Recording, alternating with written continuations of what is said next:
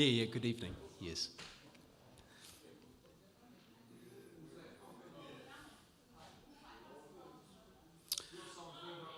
Oh. Got any weapons? All right, so with that, I may just call a start to the evening. The live feed has started rolling and we've passed 5:30, so. Good afternoon. My name's Eric de Boer. I'm the manager of the infrastructure delivery team for the Buller District Council. And joining me tonight is Mayor Jamie Cleine and Rory Weston here in the front row, who is our drinking water coordinator. There's some other members of the project team, including Mira, our comms specialist out back. And this meeting this evening is about informing residents about what council is doing to prepare to chlorinate the Reefton water supply. We'll talk you through the process, why this is happening and how you can find out more. I won't keep you too long, as Rory, who's leading the project, can fill you in on all the technical matters and the detail. And before he starts, I'll just ask the Mayor to speak briefly. But in terms of housekeeping, just a few quick things. Information. So tonight is about information sharing. It's about information sharing around the project, and it's an opportunity for the community to talk to us about anything that isn't clear or any concerns. There is and will be no further consultation on whether chlorination is actually happening. It's necessary under the law, and the council resolution around that has been made. So it won't be the best use of anyone's time this evening to discuss on anything about how that is going to go. But we are very keen to talk about how it is going to be rolled out and how it might affect you, when and how. And these are matters that we can help you through tonight. You'll notice there's cameras in the room. This is so we can live stream the event to the council's channel. We're aware there are some people in the community that just couldn't make it tonight. They include some local community board members and representatives. And so we wanted to make it possible for people to participate without being here this evening. You'll only be shown on camera if you come and join us here at the front. So if you have any questions towards the end of the session and wish to be within the live stream shot, then please just come down here. Otherwise, we'll deal with it in other ways. So as I said just then, at the end of the technical presentation, there will be a time to ask questions. If you will, please hold your questions until then, because you may already find that as Rory steps through the presentation, some of your queries may actually be answered. If you are happy to come down and field your questions down here, please do so. But otherwise, just raise your hand and Mira will come and see you with a microphone so that the people on the live stream can hear the question and the answer.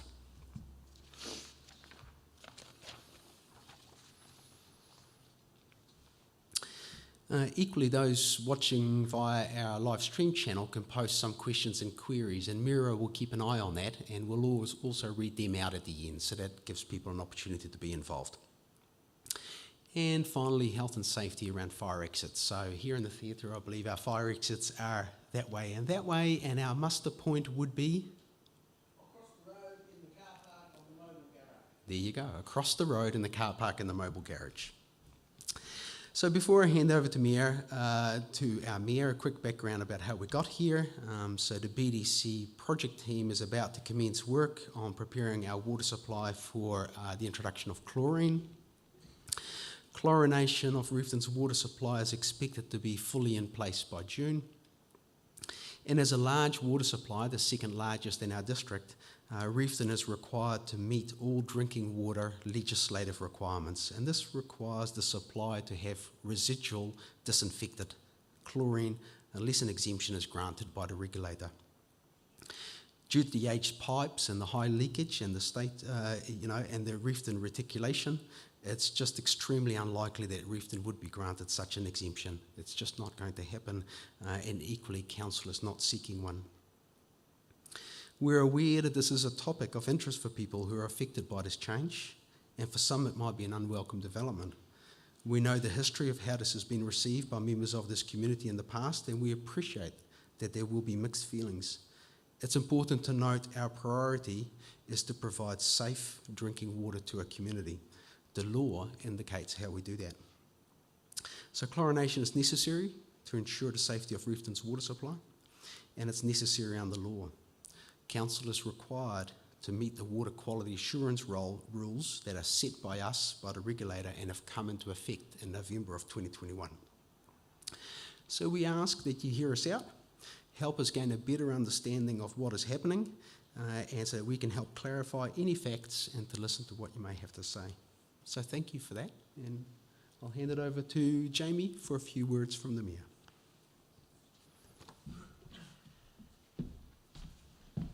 Thanks, Eric. Kia ora koutou. Welcome and thanks for coming. Small crowd, but still just as important. And obviously you'll disseminate the messages out to your networks as well. As Eric has indicated, we're aware that chlorination is a potentially contentious issue for some in the community, and I think Eric described pretty well that it's not something that we can continue to put off, and in a perfect world we wouldn't have to chlorinate, but we do. So chlorination is now mandated by law in New Zealand for reticulated supplies. That's delivered by pipes as they are in Reefton, and this applies to all councils in New Zealand. So that's why tonight isn't about consultation, it's about information sharing on how we're going to carefully introduce chlorine into the system, and Rory obviously will cover that off in detail about what that means and how it's going to be handled. I think most of that is covered off, to be fair. So this chlorination is the third of three key improvements to Reefton's water supply over the past few years. So obviously done the rising falling main and secured the reservoir up on the hill, all of which have improved the safety of the water, and the last step to ensure the safety of the water is the chlorination step. Just like to acknowledge a couple of local councillors, or one has turned up. I thought they were both going to be away. Councillor Graham Naylon couldn't make it tonight. The dates just didn't align with other commitments he had, so apologies from him. But the project team certainly felt it was important to get the project underway and come out and start sharing information with the community with plenty of time in hand. And that's why we've also gone for the YouTube feed and things so people can see it at home. So we're certainly doing all we can to make sure that the job is, and the transition to a chlorinated supply is seamless, and that everyone is well informed as to what's happening, and it's done as carefully and sensitively as we can.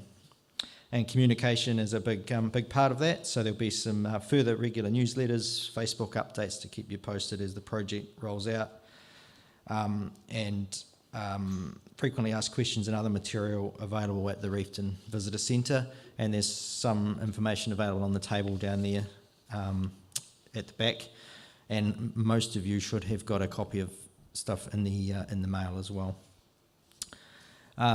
Key Reefton businesses, stakeholders, business partners and things have been engaged with health providers to make sure they're aware of what's happening as well.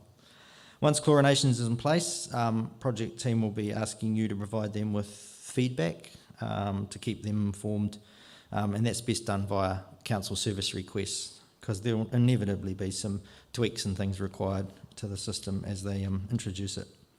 So now, with the detailed information around the technical side of things, I'll hand over to Rory Weston, who's been leading this project for BDC and certainly a number of BDC water projects. So Rory, thanks.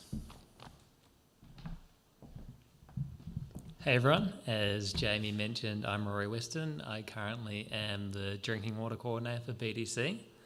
So I've been responsible for this project, working with the contractor, working with the supplier, and working with the project team just to get everything sorted. So before I start, as Eric and Jamie have alluded to, I'll go into a bit of background. So this all came around initially in January 2020 when Reefton had an E. coli reading of 8.6 in the reticulation and then 7 thereafter. So the Ministry of Health then, who was the water regulator, identified that Reefton as a large supply had an unacceptable risk of contamination. So then they effectively force council to put a Boer water notice and take steps to reduce the contamination risk. So effectively since then, we've done a bit of work, which I'll quickly summarise before I go into the chlorine. So actually, before this, we went to council resolution, which was passed in November 2020, and that said that Reefton was going to get chlorine put in the water. So since then, we've completed a bunch of projects, and this is the last of it. So this here is everything we've done over the last 2 years. So the first project was the replacement of the main water line on Boer Road. So this is one area, it was asbestos cement, which typically is high leakage, high contamination, and we're both also trying to sort leakage and contamination, so that was a big project. We also replaced the entire rising falling main from the treatment plant to the reservoir. So the rising main itself is 650 metres to the reservoir and 200 metres down, as well as installing a flow meter and an earthquake valve. And we also installed a liner in the reservoir. So this is probably the number one source of contamination we had. There was potential for rats or other bad things getting in the reservoir, which was causing some contamination. So these are just some progress pics of some of those jobs. So effectively, all of the works have been completed apart from chlorination, which is ongoing now.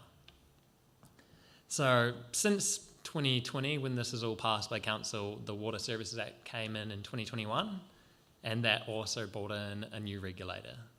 So this all came around due to Havelock North, which, if you don't know, there was a big E. coli outbreak there where out of the 14,000 residents, about 5,500 became sick.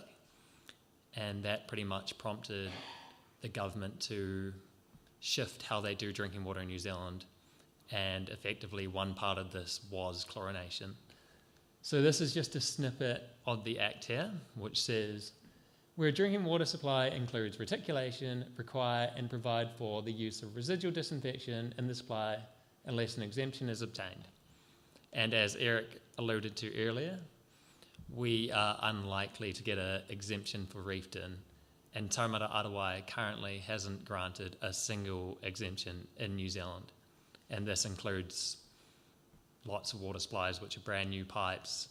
Effectively, you'd need to replace the whole network, ensure everything's got proper backflow, and there's issues that we'd need to address, which would require significant capital investment to get to this stage.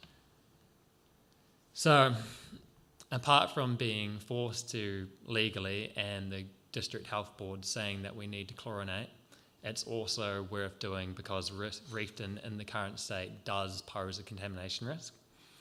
Even though recently there has been less E. coli due to the upgrades we've done, there is still an adamant risk. So Reefton has quite high leakage rates. Currently we're using about 950 cubes a day at the reservoir, which is a lot for a small town of 950 people. And also there is limited backflow devices, which we're currently in the process of installing. But right now there is a risk that if we were to depressurize the network, or if a hydrant was to be used, or just saying was going to be a leak, there is a risk that Reefton could become contaminated, and this is what chlorine is wanting to address. So just to summarise our other supplies and what we're doing, Westport has been chlorinated for a long time. Reefton we're currently doing now. Punakaiki we're going to do the next financial year, and then Waimangaroa, Luwanganui and Mokanui will be done when they have treatment plants built. So we're doing it for the entire district. So just to summarise currently as well, how the Reefton water currently works. So it comes from a well which is adjacent to the Nangahua River. It goes through a macrolite filter, is UV treated, is pumped up to the reservoir, which is up in the hills to the southeast of the town, then is pumped into reticulation. So what we are planning for this chlorine upgrade is as follows. So effectively, we're going to be doing a gas dosing system which is based at the water treatment plant. So this will dose chlorine at about 0.5 to 1 milligram a litre. This will depend on how it all comes out. This water will be pumped up to the reservoir, down into reticulation, and this is where we'll have our first chlorine monitor. So we'll monitor the pH and the chlorination levels of the water coming from the reservoir. And then we will also have a chlorine monitor in the edge of the reticulation. So the drinking water quality assurance rules, which is effectively what dictates how water supplies need to be managed, requires 0.2 milligrams a litre minimum in the reticulation. So this has to be at the point of supply, which is where your Toby is. So the concentration of chlorine will be 0.2 at the outer edge of reticulation, and it will vary depending on where you are, but this will be in the range of probably around 0.5 to 0.2. So in terms of monitoring, the chlorine is monitored at the treatment plant at 1 minute intervals. So at every interval we will see what the chlorine concentration of the water is, and it is also alarmed. So effectively there is no chance that we can overdose chlorine. So it is also got an alarm. So we have, let's say, the high alarm set at 2 milligrams a litre. If we do exceed that value, the plant will automatically shut down. And also the chlorine goes into the reservoir and mixes with lots of water before it gets into reticulation. So there is no risk of overdosing the chlorine. And for reference, for that 0.2 milligrams a litre, a swimming pool would normally be about 1 to 3 milligrams a litre, so significantly less. So this is all going to start happening very soon, and it's happening in 4 phases. So the first is flushing. So one thing, Reefton has a particularly old pipe network. So 35% of the pipes are from 1940 or less, and 65 are from 1980 or earlier. So over that time, they've had a lot of chance for organic matter to build up in the pipes, and effectively what we are doing by flushing is we're wanting to remove as much material as possible to stop the chlorine from reacting from it, because that is what's going to happen during the early stages. And then while the flushing is occurring, we're going to start installing the equipment. So this is getting done by so in terms of who's managing the project, West Reef are the main contractor, and Fulltech is the one supplying and installing the equipment. So Fulltech is a firm based in Christchurch who are national leaders in water treatment and also do a lot of the work for BDC on water treatment. And then the last 2 phases, effectively testing that it all works, so making sure our monitors work, make sure our automatic alarm systems that shut down the chlorine work, all the monitors are reading correctly, and that will be. And then once this is all complete, we'll go live. So the target date for going live currently is mid-May to early June. So this will depend on a few factors, on equipment arrival, which should be, but currently there could be delays, and also on the network flushing, depending on what we find. So we want to pretty much make sure the water quality is as best as possible before we do live in the chlorine. So when we do start going live in chlorine, we will undertake a comprehensive monitoring program. So when chlorine is added to the water, it will react with the organic matter, and this will create disinfection byproducts. So a list of this is all here. So you've got trihalomethanes, and you've also got haloacetic acids. So we have a sampling program once chlorine is live to check and ensure that the water which is in the reticulation isn't exceeding the allowable values or the guideline values for this. And this will happen as soon as we start sampling. And so what we expect to happen when the chlorine is introduced is what you've got is the breakpoint curve. So normally when you dose chlorine, it gets to one point, a high concentration, where it will start eating away the organic matter. So we do expect in the early stages, probably the first 2 weeks, that there probably will be a change in taste, smell, and potentially colour of the water while the organic matter is reacting, which will be, we're going to try flush to get as much of the organic matter away. But what we encourage everyone to do is put in a service request at council, we don't know where the issues are always unless you tell us. So put in a service request if your water smells funny, if it tastes weird. We can do several things. We can flush the lines, we can investigate, and that service request will go to both Buller District Council and West Reef, who will be able to investigate accordingly. And once this has all happened after 2 weeks, the water should go back being to a more minimal taste, but the chlorine will remain. So as I said before, the service centre will probably be the number one stop for asking questions. So what the service centre will do is they'll record all the information, the address, and then they'll put that information through to us, and that we'll be able to address the issue or, yeah. And then lastly, if you do want further updates on what's happening with this chlorine project, so first of all, if you email info@bdc.govt.nz with the title Reefton Chlorination, if you want to ask any questions, anything about the project, this information will go through to me, and I will be able to respond accordingly or send it to whoever is involved. So if you have any questions, or my email itself is rory.weston@bdc. And also, we'll also be putting updates via newsletters, which will go out. It will also be on our social media, and lastly, you can always check our website. That's the main gist. So, flushing, yep. Ideally, that would be every tap in the town open, wouldn't it? To do a proper flush of the system. We'll be flushing via hydrants. Yeah, fire hydrant.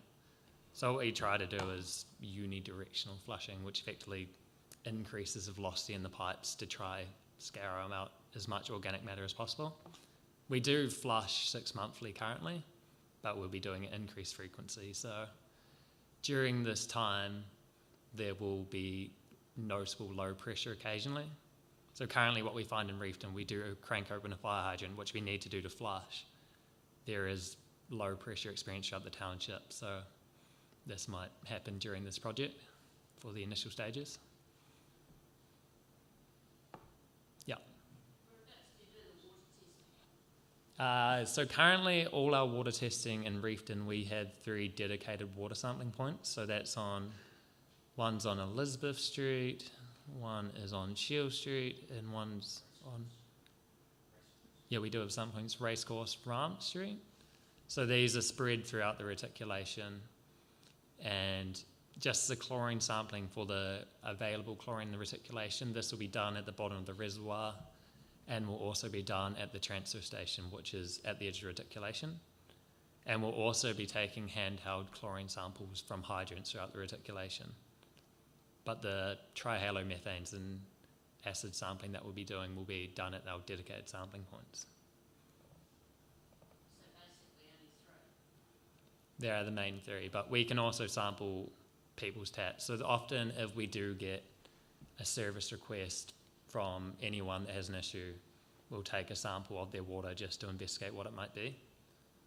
So if you are noticing strong taste, strong odour, yeah, you can.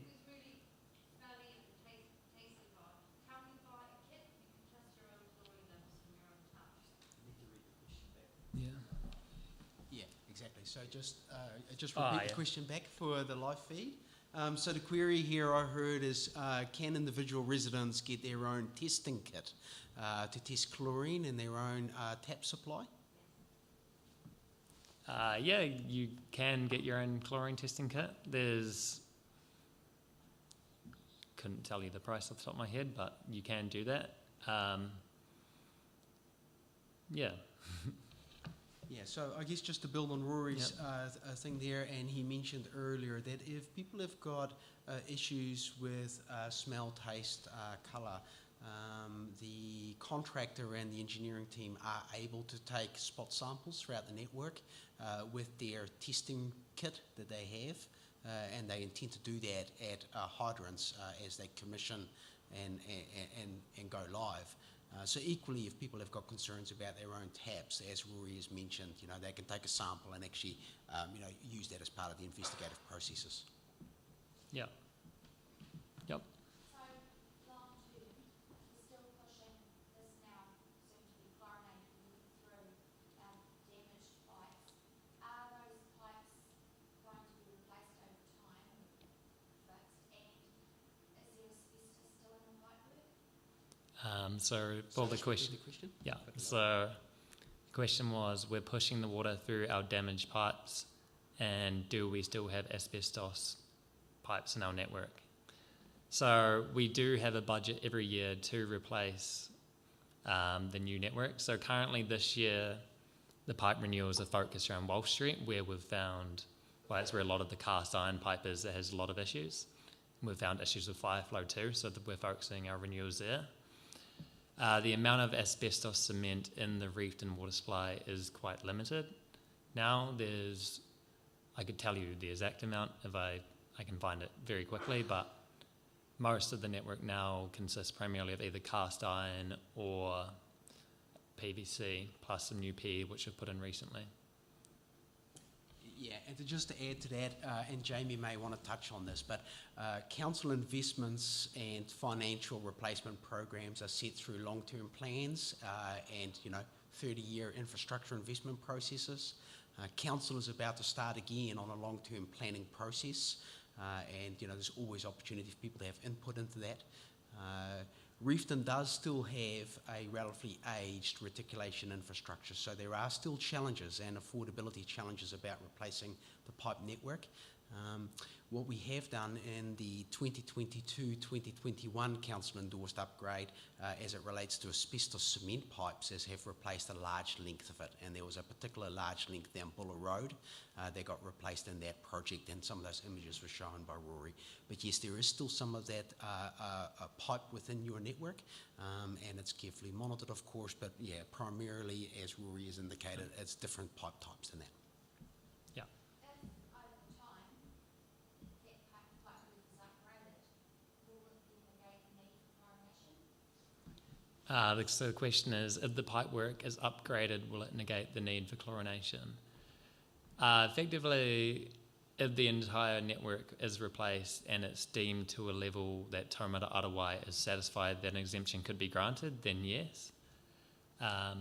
So that could happen, but that would require significant investment, like I say. And the other thing is, Taumata Arawai still, even the suppliers that have an exemption or are going for an exemption, they still require the chlorination equipment to be there in the event that there is contamination.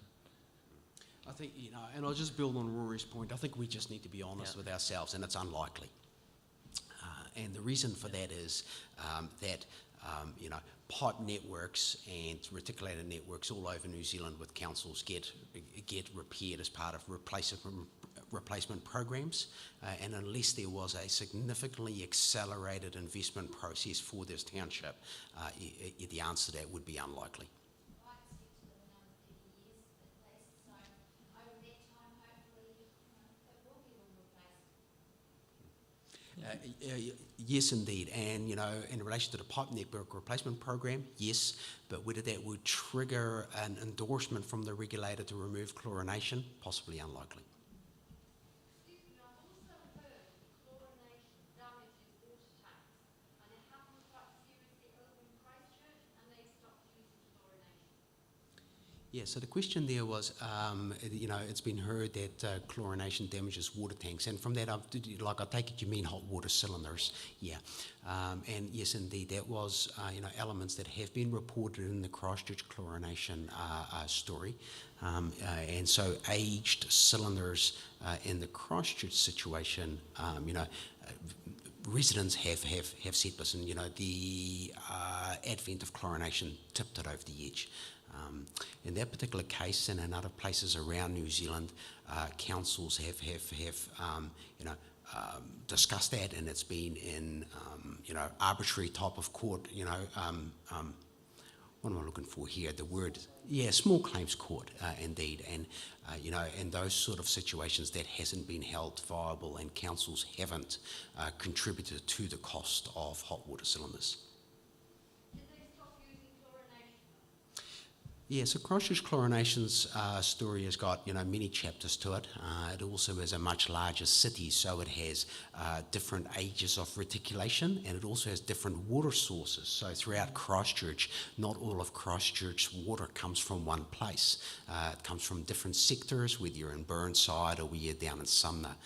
So each of those sectors have got a different chlorination story, and I understand there's sectors that are chlorinated and there are sectors that are not yet chlorinated. Yep. Part of my question was just answered about the hot water cylinder. What actually happens with the hot water cylinder if it isn't hauled around? Does it leak as a result of chlorination, or what will happen? So the question is, what is the effect of chlorination on the hot water cylinders? What effectively happens to it? Speak to it. Yeah, and I don't know if I could speak to that with any great, knowledge about hot water cylinders, plumbing, or copper. But I mean, there were reports at Christchurch, as we talked about before, when chlorination was added, that there were some hot water cylinders within the network, that started to leak, and private homeowners, connected that with, the change in their water with chlorination. How they effectively leaked, I guess, would be down to each individual cylinder. The other part of my question was, apart from the hot water cylinder, what are the potential issues in-house from the chlorine to the tap? And that all really depends on your own private property's plumbing on the past point of supply. So it just stands to reason that there are some homes here in this community that have got, all new plumbing past the point of supply, and it stands to reason in Reefton there'll be some houses that, have got quite aged plumbing. How that's going to perform really comes down to, the condition of the, homeowner's plumbing. So if the chlorination damages our aged water house pipes, we have to pay the renewal for ourselves? Yeah, so the question there for the benefit of the live feed, that if, the addition of chlorination damages infrastructure on the private side of the property, the point of supply, what's council's stance on that? And I think it can be quite simply be answered that, it's a variety of, assets on your side of the point of supply might be, new, or might be towards the end of their life. And, there can be many reasons why pipes burst. Could be pressure, could be frost. And at some point, we are accountable for the asset up to the point of supply. The homeowner is accountable for the pipe network past the point of supply. So we've got to repay for it ourselves? Yes. There's I've noticed when I visit towns that do have chlorine in the water, it's most prominent first thing in the morning. I don't know whether that's just me getting used to it, but when you turn on the tap first thing in the morning, is the reason that it would build up just sitting in the taps overnight? Or is it just my nose? So the question is chlorine more prominent in the morning? Couldn't really give you a solid answer. In terms of our Westport chlorine, there isn't a noticeable trend in what the chlorine in the reticulation is throughout the day. It stays pretty constant no matter when. Is it stronger if you live closer to the chlorination point? The question is it stronger if you live close to the chlorination point? Yes. So effectively what we need to achieve is 0.2 milligrams a litre at every single point of supply, so any point in the reticulation. So naturally, when the water is dosed at the treatment plant, where it comes down into the first connection around Donovan Street is where the highest concentration will be. And it will ease as it spreads throughout the township.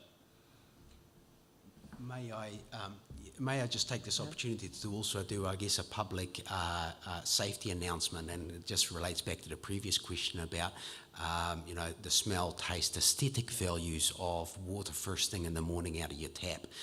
It's been well proven around New Zealand, and there's been a long-standing, public awareness campaign about first flush diversion out of your home taps in the morning, and the reason for that is plumb solvency. So, over the years in New Zealand, a variety of taps were created to a variety of standards, and some of the older taps, when it has standing water, the advice is to discard the first few cupfuls of water, quite simply because of perhaps lead fittings within the taps that you may have. Not so much a concern in the more modern tapware, but certainly something in the old. So I'd encourage everyone to discharge, the first few cupfuls of water in the morning, not for chlorine, but certainly for plumb solvency issues.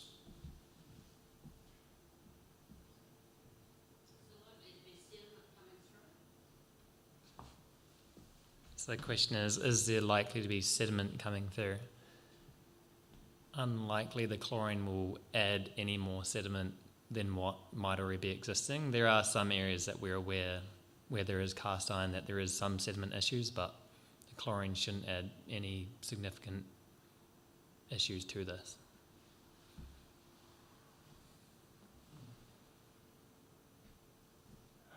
A couple of years ago, there was talk of lowering pressure in water reticulation, and that was in part to minimise the discharge through leakage and so forth. There's been no talk of that happening. We're going to maintain a high water pressure. So the question is, there was talk a few years ago of lowering Reefton's water pressure. Is that still going to happen? Reefton's pressure is about 500 kPa, which is about what a good water reticulation should be. And as well as currently, we have a few issues with getting sufficient flow out of some hydrants, so we don't have any future plans of doing a pressure reduction valve in Reefton. Was that? Eric can talk, but I don't know the plan. Yes, and pressure management is always just trying to find that sweet spot. As Rory said, at 500, 550 kPa, that seems to work for the township and for the people that are in it. It does bring with it some risk and challenges when you have a reticulation that's aged. So, high pressure into an aged reticulation stands to reason. It's going to find the faults and the weak spots. Reducing pressure whole scale does bring with it some challenges, and as Rory said, the particular challenge around our fire hydrant network. So council also has rules and regulations about what performance of water we produce for fire hydrants, for firefighting, and they are also intrinsically linked to the pressure that we run our networks at. And yet lastly, 550 kPa is a pretty standard pressure for most networks throughout New Zealand. So.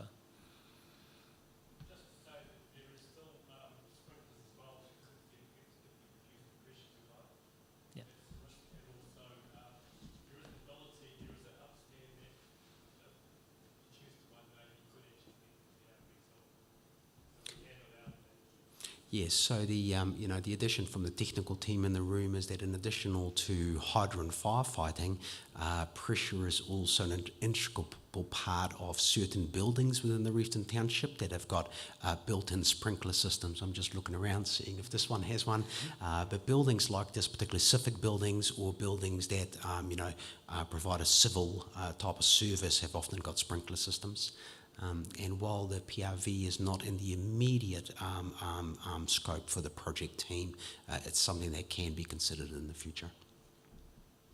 In your list of frequently asked questions, you state that you've got skin condition or asthma or eczema may cause itchiness. With the asthma, that's the chest condition. Is it going to affect people's breathing? If they inhale fumes when you're having a shower or something like that? Why have you mentioned asthma? So the question is, does chlorine affect asthma? And I'm going to say I'll need to research more. I do know that it can affect skin conditions, why that's there, so it can create itchiness, like you say, but asthma, I'm not fully certain of the relationship. It's a good pickup, and the question was around the frequently asked, question sheet that's available at the entry/exit here today to take home with you, and it talked about, perhaps, skin conditions and asthma. And as Rory said, Not that I'm aware of. It's particularly skin conditions more than anything else, but it does stand to reason, potentially if you're in a shower or if you're in a closed environment like that, and you're sensitive to these things, please do reach out to us so we can provide you with more advice. What did you say of bodybuilders generally as opposed to what this will be? Sorry, you might have to repeat that. Like a swimming Yeah. pool? Oh, What yes. pool was needed as compared to what the drinking water would be? So the question is, what concentration of chlorine is a pool compared to a drinking water supply? So there's no real set rule of what a pool should be, but normally 1 to 3 from what I just researched, 1 to 3 milligrams a litre is quite common for a swimming pool, and the drinking water will be about 0.2. So for reference, in Westport where we chlorinate, the chlorine concentration coming out of the treatment plant is 0.5 milligrams a litre. And then the retic is always around 0.2 to 0.4, never exceeds that. So by that reasoning, it would say that swimming pool concentrations would be to the power of 6 or to the power of 3 of a chlorinated reticulated drinking water system. Are there any plans on the part of council or our fine water regulators or Canterbury Health Board to subsidise or indeed pay for water filters, chlorine filters in houses for people who do have skin conditions and the like? Yes, so the question there from the floor is, will the regulator, which is now Te Mara High and used to be the Ministry of Health, basically the water regulator, stump up and pay with some sort of subsidy or financial help rather than health, for things such as scrubbing units or anything else, at point of supply? The answer is no, not as far as I'm aware. Do you have any stats on the effects of E. coli on this community and having infections that are related to E. coli? So the question, Just don't boil water, we never, just always drunk. is there any effect of E. coli or stats of what E. coli has done in the community? There is not any data that says Reefton has been affected by E. coli, but all it takes is one event where there is contamination. For example, Havelock didn't have a particularly strong sick population from E. coli in the past, but all it took is that one contamination event for 1/3 of the town to get sick, and 3 people pass away from that one event. Yeah, and just to sort of build on Rory's point, at a health level across the world, it's clearly understood that E. coli is not good and not healthy for people in public water supplies. Communities that are served with public water supplies that has E. coli or the risk for E. coli are just at more, risk for health-related problems. We know E. coli has been present within the Reefton drinking water. Reefton has been subject regularly to Boer water notices, particularly over summer seasons. We appreciate that perhaps as these Boer water notices were in place, that they lose their effectiveness. So people, perhaps lose the, operating discipline to bore their water. We get that. Boer water notices are not the answer. Some of our improvements in our 2020-2021 water supply upgrade have made some differences to E. coli, but the risk is still there. Reefton as of today is still under a precautionary Boer water notice by the regulator, and this final 3rd phase of the water project will remove that.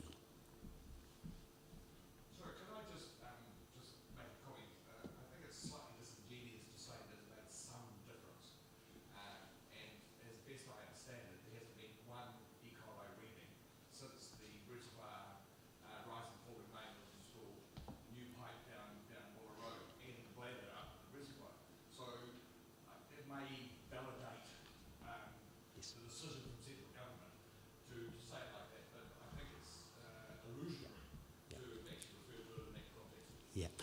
So just to make sure that the live feed captured that feedback and it was quite accurate, it went to just point out that my comment there about the reduction in E. coli, I probably undersold it. There's been a significant reduction in E. coli transgressions for this township since our 2020-2021 upgrade actions, and that's... Yeah, zero. And that is fantastic. That's exactly was the benefit aim of those first two stages of this water upgrade. The third stage, whether E. coli currently is zero, will still need to be completed for legal and regulatory matters.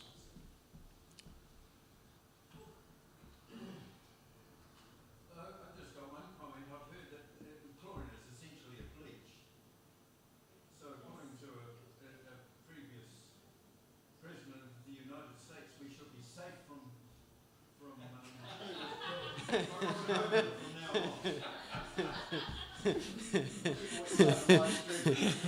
Yes. I guess for the purposes of the live stream, it was pointed out that there may be additional health benefits of the Reefton chlorination exercise.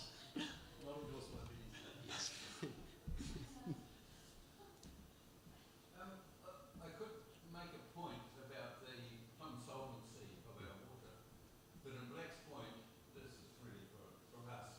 In Black's Point, we have well water, and I've given up replacing my copper cylinders with copper. I've now put in a stainless cylinder, and that's water coming out of the ground, straight out of the well. So I'm not sure. Apparently our water around here is plumb solvent, whether you like it or not, regardless of chlorine. I don't know really. Yeah, and for the benefit of the live feed, there was some commentary about the quality of water that residents within the Water district use. So obviously it stands to reason that the vast majority of our residents are serviced by a water supply, and 9 of those are managed and overseen by BDC, by council, but there are residents living in the Buller district that supply their own water. And my message there would be that if you're a part of a reticulated supply, there is really close quality assurance testing regimes in place that are run by the technical staff, and they are bound by regulation and legislation.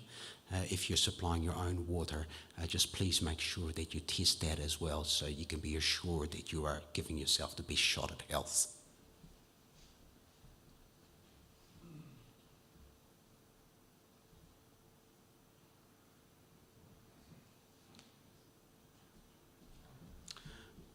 Okay, well, with that, I may bring to a close this evening. I genuinely really want to thank everybody for turning up, asking some engaged questions. I can make some assurances that the project team is taking this next step of the commissioning and the 4-stage approach serious. They're putting a lot of effort in. We're only a phone call and an email away. As Rory said in his presentation, reach out to us. We're more than happy to engage. But with that, final thank you to everybody who was here, our elected members, our mayor, and our project team. Cheers. We appreciate your openness. So, Rory, well done. Yeah.